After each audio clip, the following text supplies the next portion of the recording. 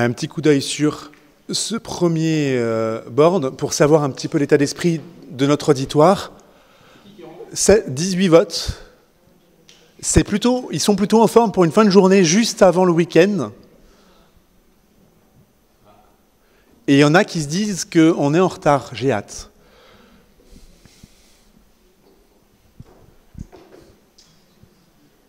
Bon, Pascal, on commence ? Allez. Hop, je reprends la première slide. Donc, bonjour à tous. Je commence par me présenter. Félix Tapin, coach agile chez Meritis. Coach déjà depuis plusieurs années, mais également formateur. Je voudrais commencer par un grand merci aux organisateurs qui sont aussi dans la salle. Pour cette confiance, pour nous laisser cette conférence en cette salle complète. Donc un grand merci aux sponsors également pour permettre cette journée.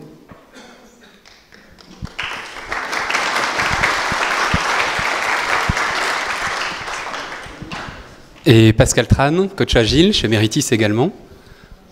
Et un grand merci à l'Orga, notamment pour les superbes photos qu'ils nous ont fait. Je ne sais pas quel script et ou quel filtre ils ont utilisé, mais merci pour la cure de rajeunissement.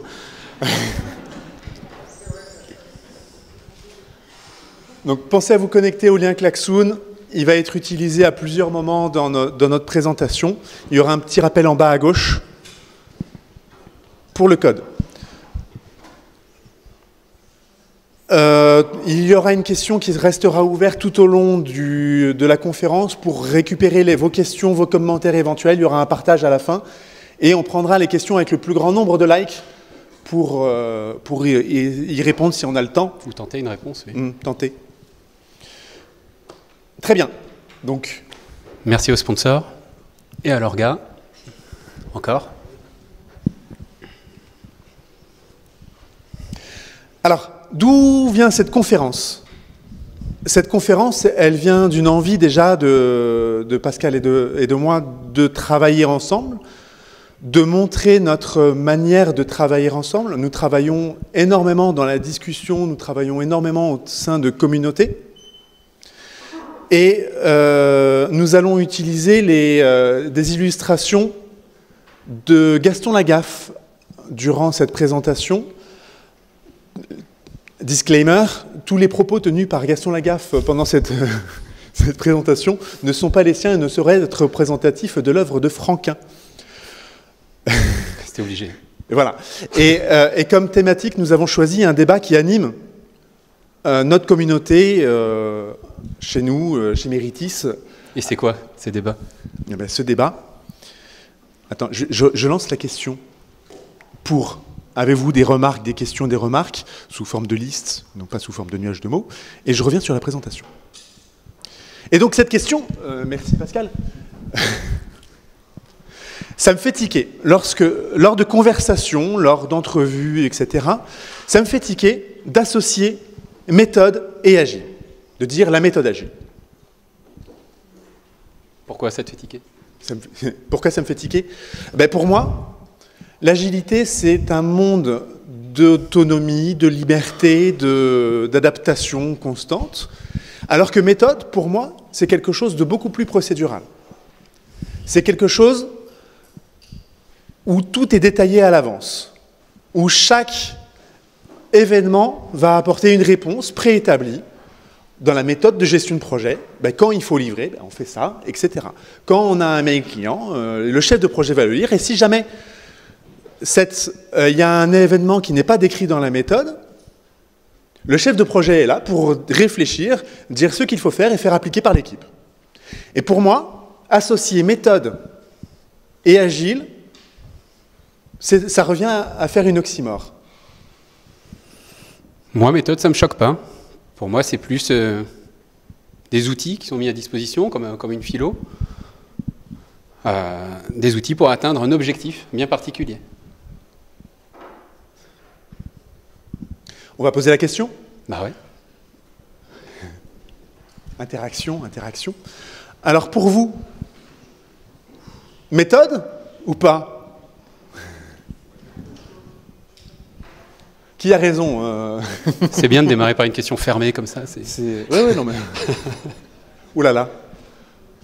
Ouh, je gagne. Hey, il pourrait y avoir un peu de oui quand même. Hein. Ah, ils t'ont écouté. Ils peuvent changer en cours de route en plus, c'est ça qui est terrible. On va laisser la question ouverte. Un tiers, 2 tiers à vue de nez?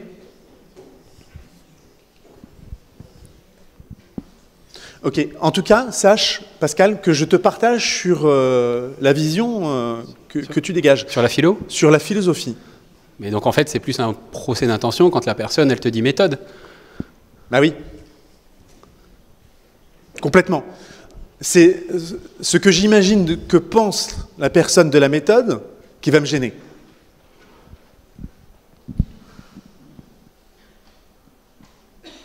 Donc finalement, c'est quoi le plus important? C'est quoi le plus important? Le plus important, c'est de prendre le temps de se comprendre, prendre le temps d'échanger, ne pas utiliser un mot sans qu'on soit véritablement, fondamentalement d'accord sur son utilisation. Et ça, c'est important. Donc déjà, où est-ce qu'on retrouve cette notion? On va commencer par l'agilité, si tu veux bien. Cette notion d'agilité, communément dans l'informatique, alors j'espère que je ne vous apprends rien, mais la référence qu'on utilise le plus souvent, c'est le manifeste agile. Et c'est ça on décrit toute l'agilité sur le manifeste agile qui n'est décrit que par 4 valeurs et 12 principes. C'est pas énorme pour en faire une méthode. Hein et finalement, c'est très simple. Ces 4 valeurs, 12 principes, et représentent ce qu'on appelle communément un état d'esprit. On pourrait même aller sur une façon de penser, une philosophie. Et ce chemin, cette manière d'aller vers cet état d'esprit, c'est quoi? Bah, c'est jamais parfait. C'est jamais parfait. C'est jamais parfait. Hein. Ça, on est d'accord là-dessus. Et finalement, l'application, enfin la mise en application de cet état d'esprit d'agilité dans votre organisation, système, communauté, etc., on appelle ça communément une transformation. Une transformation, c'est un moyen d'injecter l'agilité. Facile, n'est-ce pas? Donc le but d'une transformation agile, j'enfonce des portes ouvertes, hein, mais c'est assez important dans notre raisonnement, le but d'une transformation agile, c'est de faire embrasser à votre organisation l'état d'esprit de l'agilité, la philosophie, la manière de penser. Et l'agilité n'est pas un objectif en soi. Ça a été dit par Nicolas ce matin, c'est un chemin. On avance toujours. Il le parlait pour le leadership, mais ça s'applique très bien pour l'état d'esprit de l'agilité, parce que l'agilité va demander une adaptation constante. Sauf que cette constante, elle peut faire peur. Elle peut faire peur, de 2 raisons. Soit parce qu'elle n'a pas de date de fin, on ne sait pas quelle est l'étape d'après. Soit parce qu'elle peut être faite en mode révolution. Je crois qu'on en parlait encore ce matin. Donc là, l'idée, c'est vraiment de trouver le curseur entre évolution, révolution. Et cette notion d'évolution, elle est intéressante parce que c'est une transformation lente, avoir le bon rythme. Et surtout de savoir se satisfaire du nécessaire, d'où la petite image de Balou. Ni trop peu. Et par rapport aux 4 valeurs, une logique d'adhésion peut-être en mode escargot, mais pour avoir bien le temps de comprendre c'est quoi ces valeurs.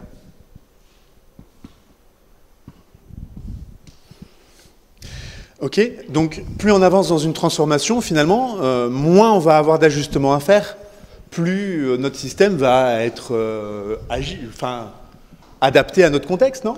Sauf que notre organisation, elle évolue dans un système, et ce système évolue. Donc il y aura quand même des adaptations à faire. Donc c'est vraiment sans fin. Un peu cette notion d'amélioration continue. D'ailleurs, ça me fait penser à Nicolas, pas lui. Boileau. Nicolas Boileau, sur la manière avec laquelle créer le poème parfait. Sa méthode? Une méthode, si tu veux. L'art poétique. Et donc ça, c'est intéressant, ces 4 vers. Hein. Ça résonne sur une transformation. Hâtez-vous lentement et sans perdre courage. 20 fois sur le métier, remettez votre ouvrage. Polissez-le sans cesse et le repolissez. Ajoutez quelques fois et souvent effacez. Ces 4 vers sur la transformation agile, ils sont essentiels.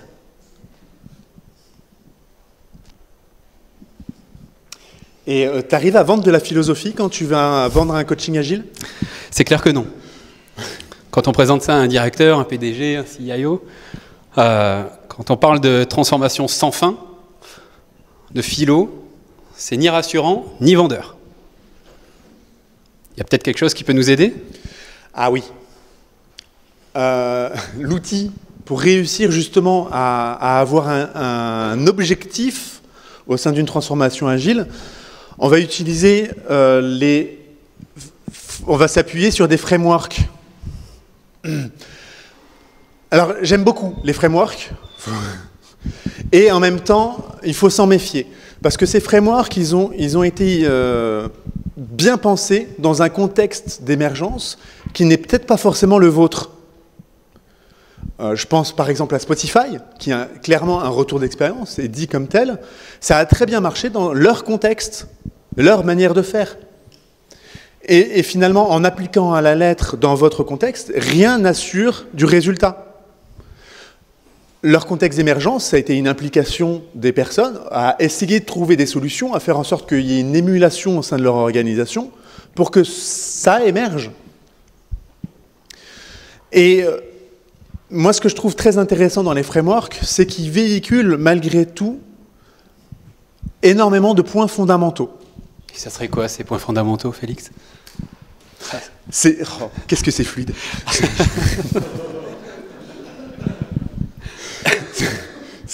Ces points fondamentaux, je vous en propose 2.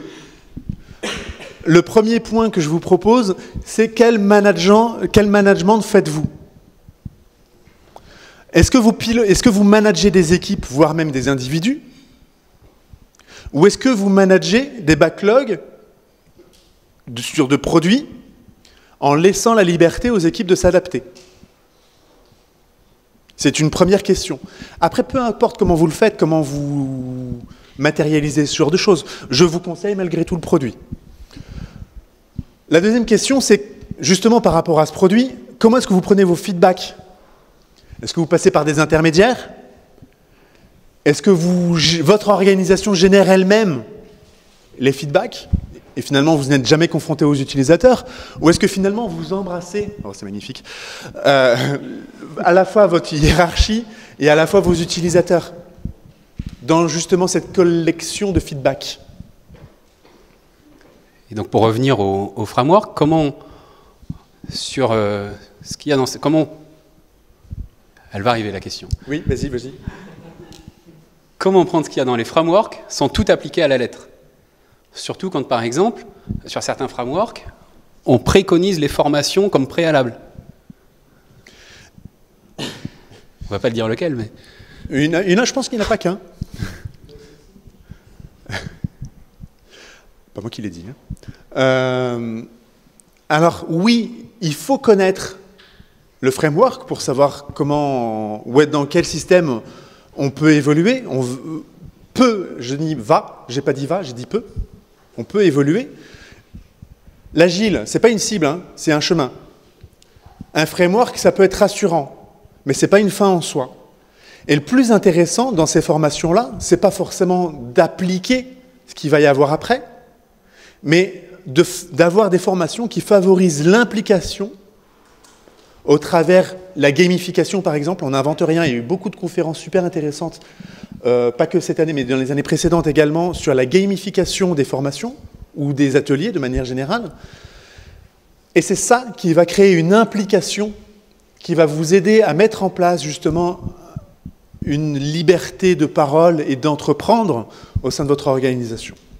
Ok, on implique par les formations, mais qui doit-on impliquer? Tout le monde. J'ai envie de te dire. En fait, et là je rejoins Olivia tout à l'heure, qui était sur la readiness d'une transformation agile, parce qu'on parle de ça, il nous faut savoir qui fait quoi concrètement. Non pas la théorie, mais véritablement, opérationnellement, comment ça se passe, comment les informations transitent, qui prend quelle responsabilité, qui va conseiller. Une sorte de RACI. Ah oui, une matrice de rôle, de responsabilité. Le RACI, c'est un outil qui peut être très intéressant. Et ce qui est intéressant surtout, c'est qu'une fois qu'on a justement cette matrice de responsabilité, je vais reciter Voileau aussi, si tu m'autorises. Ce qui se conçoit clairement, ce qui se conçoit bien, s'énonce clairement. Et je rajouterais, peut se remettre en question, peut se faire évoluer. Donc à partir du moment où vous avez votre système qui est clairement décrit, c'est beaucoup plus facile de pouvoir le remettre en question. Ok, mais le coach agile dans tout ça. Ah, on se revend, c'est ça?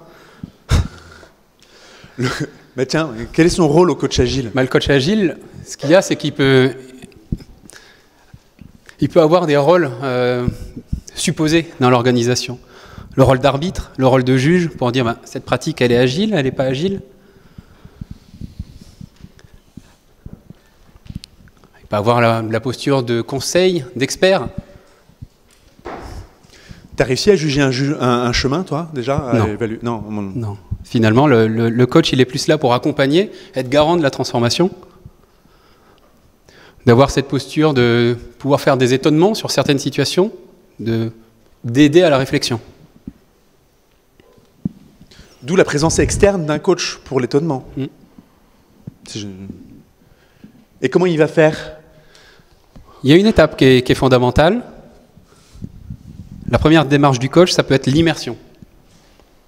L'immersion, et pas la submersion, dans le sens où il y a vraiment un cadre à cette immersion. Pas trop de temps, sinon le coach fait partie du système et il ne peut plus aider, plus accompagner. Donc vraiment définir le périmètre et son rôle. Et pardon, c'est pas scripté ça, mais qui est-ce qui définit ce rôle? Alors c'est comme dans la vraie vie, hein, on est dans un débat, on est dans des interactions fortes, mais qui est-ce qui peut le donner, ce rôle du coach? Aider à le définir? L'organisation, ensemble, de savoir où on va, comment on y va. Il n'y a pas de règle, quoi. Il faut le définir ensemble, c'est une co-construction. Ok. Et toi, tu as déjà vu des transformations fonctionner comme ça, puisque tu me poses des questions, tiens. Mais moi, c'est scripté. Hein. Moi, j'ai des slides, j'ai préparé des slides avant. En fait, oui, j'ai déjà vu des fonctionnements agiles. Après, c'est sur la durée qu'on voit ce genre de choses-là. C'est pas une picture instantanée qui va nous permettre ça. Et ce que j'ai remarqué comme point commun entre ces fonctionnements, c'est véritablement l'exemplarité de tous. Ça a été soulevé encore ce matin dans les ateliers où j'étais. Décidément, on est dans le thème. Oui, c'est incroyable.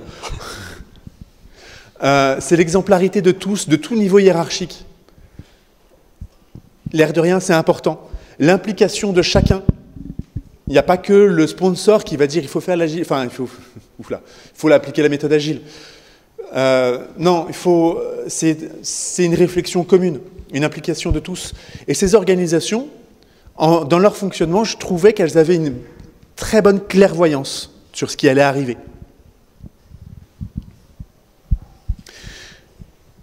Donc, ce sont mes 3 points. Très bien. Et est-ce que tiens, Pascal, je te pose la question inverse. Est-ce que tu as vu des transformations peut-être un peu moins réussies? Des contre-exemples. Des contre-exemples, ouais. La transformation cosmétique, on va juste changer le nom des rôles et dire, bah tiens, il est plus manager, on le met Scrum Master. Il n'y a pas de problème. Plus chef de département, mais PO, c'est ça? Ouais, ou Tribe Manager. Tribe Manager. Tiens, quoi faire. Mais on ne change rien d'autre que le nom. Est-ce que c'est pas le début, malgré tout? Ce qu'il y a, c'est qu'une transfo, ça prend du temps. Ça prend du temps. Il faut faire très attention à ce rythme de transformation. Il y avait une keynote à l'Agile de Grenoble, à l'Agile Tour de Grenoble, où la personne disait la transformation va au rythme de l'organisation. Et on ne peut pas aller plus vite. Il faut s'adapter. Et pas l'inverse. Gaston Lagaffe est très inspirant. Et pas l'inverse, parce que si on commence à se dire faire de l'agile, c'est avoir un fonctionnement qui est plaqué sur ce que j'ai vu dans le bouquin, et je le force, et je l'impose, d'une manière ou d'une autre, à un moment donné, vous allez exploser votre système. Pourtant, vous avez appliqué la méthode. Je dis vous, je l'ai fait. Non, je ne sais plus. Pourtant, on a appliqué la méthode, mais il ne faut pas confondre méthode et recette miracle, je rajouterai même. Il ne faut pas confondre vitesse et précipitation. Merci pour les prompteurs. Donc chacun son rythme, chacun son chemin même. Chacun son destin. Tu chantes aussi? Ouais. Après Balou Et donc quel conseil finalement, Félix? Eh bien, voilà, à chacun son rythme. Vraiment, et la phase d'immersion préalable permet de savoir, c'est plus ou moins objectif, mais permet de savoir si l'organisation est plus ou moins prête. C'est la readiness, encore une fois, Olivia. Elle est partie, non? Pour savoir si l'organisation était prête ou pas à embrasser l'état d'esprit agile. Et au travers de ça, chacun ses objectifs, chacun ses combats. Il faut vraiment se poser la question, est-ce que j'aurai de la valeur en proposant ça ou pas? Et est-ce que c'est vous en tant que coach, ou en tout cas, comment l'organisation va faire en sorte de choisir, de prioriser? Ça se fait collégialement, accessoirement, ce genre de choses. Je rajouterai encore 2 conseils. Modestement, à mon avis, il y a d'autres choses, mais en tout cas, c'est ce que j'avais envie de partager aujourd'hui. C'est de maintenir dans votre organisation le droit à l'erreur. Ça, c'est Benjamin, c'est ça, qui en a parlé aujourd'hui. Il est où? Putain, il n'y a personne. Oh, pardon. Donc, toi aussi, tu en as parlé. Et pour cette expérimentation, il faut un climat de confiance. Il faut que le droit à l'erreur soit favorisé. Pas faire que des boulettes non plus, mais tirer des leçons de ces éléments-là et avancer. Tu disais combien on a de pourcentage de réussite? Non, c'était pas toi. Hein. Dans les discussions que j'ai eues aujourd'hui, donc on disait que sur les propositions, finalement, il y a peut-être que 30% qui sont des bonnes idées, et les 70 autres % sont pas forcément des mauvaises idées, mais pas forcément la chose qu'il fallait faire à ce moment-là. Donc maintenir ce climat de confiance, d'expérimentation est super important. Et pour maintenir aussi une implication, là encore l'implication, ça fait partie des secrets, la célébration des succès, montrer le chemin parcouru, c'est primordial. Parce qu'on oublie qu'il y a un an, on fonctionnait de cette manière-là, etc. Donc ça, je trouve, ce sont des éléments super importants. Donc on a cherché par rapport à la méthode. Voilà la démarche que je vous propose. Et Pascal, quand tu as fait tes recherches sur la méthode, qu'est-ce que tu as trouvé? Oui, effectivement, on a tapé méthode dans Google, on est tombé sur le discours de la méthode de René Descartes. D'ailleurs, c'était un contemporain à Boileau. Et c'était la règle de l'évidence, ne faire aucune supposition. La règle de l'analyse, décomposition du plus complexe au plus simple. La règle de l'ordre, élévation de la connaissance en ordonnant les objets selon la raison. Et la règle du dénombrement complet. Ça rappelle quelque chose. Là encore, ça rappelle. Ça peut rappeler la gestion du backlog, notamment. La manière avec laquelle on va décomposer certains besoins, certaines réponses. C'est étonnant? Ou pas? Ah oui, complètement. Et donc, méthode ou pas? Que faut-il dire alors, si on n'a pas le droit de dire méthode? Alors, mon avis, par rapport à la méthode, finalement, c'est que l'agilité est quand même basée sur l'empirisme. Et dans la définition de méthode, ça reste un contraire à la méthode, reste l'empirisme. Donc, est-ce qu'on va continuer à l'appeler finalement méthode, l'agilité, l'agile? Et si ce n'est pas quoi? Si ce n'est pas méthode, qu'est-ce que vous proposeriez? Le klaxon est ouvert. Vous voulez le code encore ou bien? Donc, état d'esprit, on a valeur, boîte à outils. Boîte à outils, j'aime bien. Ah non, non, non, non, non, non. Je voulais revenir sur la dernière slide parce que je l'aime bien aussi.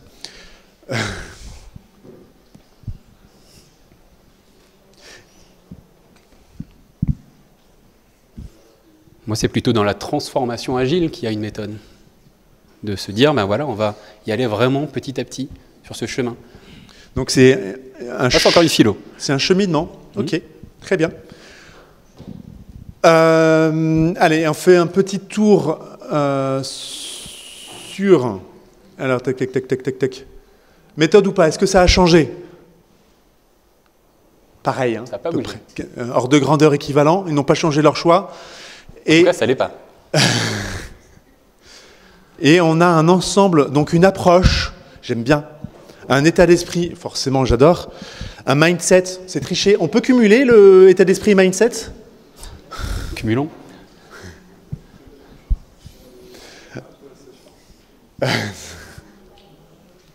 Posture, culture, etc. Est-ce que vous allez continuer à l'appeler méthode? C'est les 30% qu'il a appelé. Hein. C'est les 30%. En tout cas, merci beaucoup pour votre attention. Merci. Est-ce que vous avez des questions? Alors, normalement, il y avait un board questions également. On va faire un petit tour dessus. Il y a 11 idées qui ont été postées.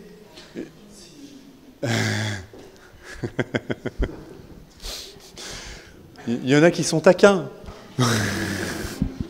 Étonnant, n'est-ce pas? Mais finalement, la méthode, dans le point de vue démarche, ça marche. À quoi sert de faire une transformation agile? Quel est l'intérêt concret pour une entreprise?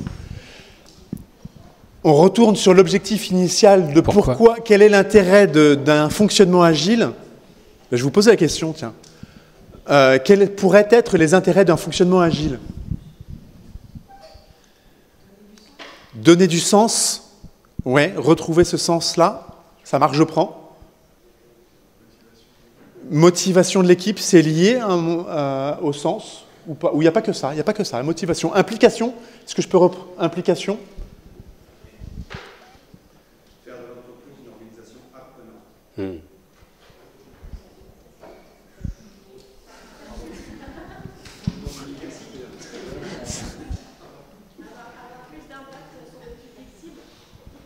Avoir plus d'impact sur son public cible, mieux comprendre, être plus proche de son client, attirer de nouveaux talents par le fonctionnement, par la quête de sens aussi, ouais. C'était ça l'idée derrière. Pouvoir tout simplement survivre grâce à l'adaptation à son contexte. Plus de bienveillance, de prise en compte des équipes éventuellement. Et aussi garder les temps longs, la vision de là où on va, carrément. Mais oui, l'air de rien, les pensées de Demesmaeker, rétention, KPI, rentabilité, time to market, ils sont aussi vrais pour l'agilité. Tout est dans l'art, je rebondis sur Boileau, d'amener finalement cette agilité. Et qui est Gilles?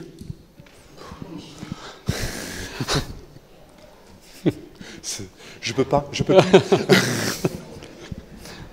C'est la deuxième question. Hein. C'est vrai. Qui est Gilles? Ah mince. C'est qui? Qui est-ce? Ton moins 1. Nous, c'est notre plus 1. Gilles avec ou sans majuscule? C'est une question existentielle aussi, ça. Quel est le premier pas vers l'agilité? Moi, j'en mettrais 3. Hein. Inspection, transparence, adaptation.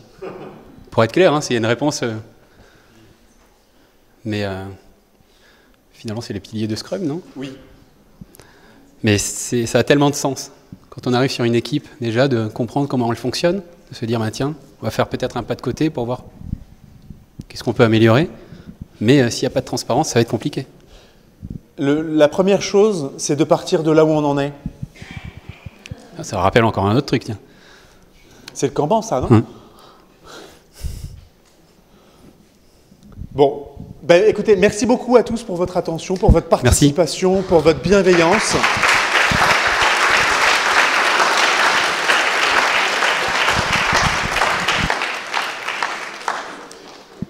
Et un grand merci encore une fois à nos sponsors, aux organisateurs, etc.